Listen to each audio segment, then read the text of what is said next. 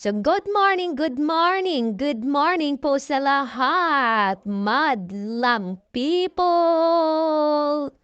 So, bago natin umpisahan ang ating araw, ito na naman ako. Nag-a-upload na naman ng long-form video sa aking Facebook. So, pang makikita nyo guys, okay? So, itong view na to ay sa SG Farm ko. Ito kinapture, binidiuhan ko talaga ito. Nagpapalipad ako ng aking maliit na eroplano sa lugar na ito dahil ang lugar na ito ay napakalawa. Hindi ko nga natapos yung paglalakad-lakad dito at pagkukuha-kuha ng mga video or pictures. May windmill din sila, oh. May reed barn. Ito yung na-miss ko, yung reed barn. Hindi ko to napasok. Pero for sure naman maganda ito sa loob dahil ito ay function hall nila. Diba? Oh, at saka may swimming pool. Pero hindi na kami naligo dito sa swimming pool dahil day tour access lang naman kami. So, wala kaming access. Dahil dito nga lang. O, diba? So, anyway, mayroon din sila ditong cable car.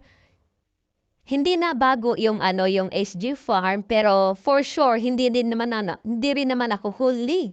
I'm not late na kukuha ng mga video dito, diba? So, let's go!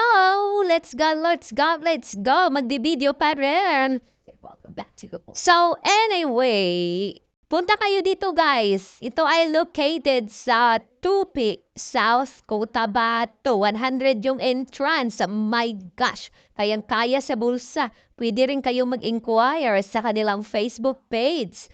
Dahil may room rate din sila dito. Diba? Ayan o, yung Reed Barn. Nako po, na-miss ko ito pasukin. Bakit ba, Sarah? Nakalimutan mong pumasok dyan. Pero anyway, at least nakuna natin siya ng video, o diba?